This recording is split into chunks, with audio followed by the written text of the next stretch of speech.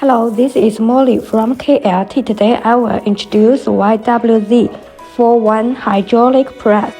This machine is used for straightening press feet, especially motor bearing after heating. It adopted V model with adjustable head.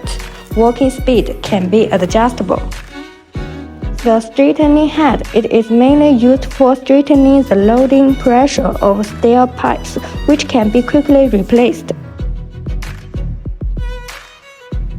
This is roller bracket. It mainly used to lift steel pipes.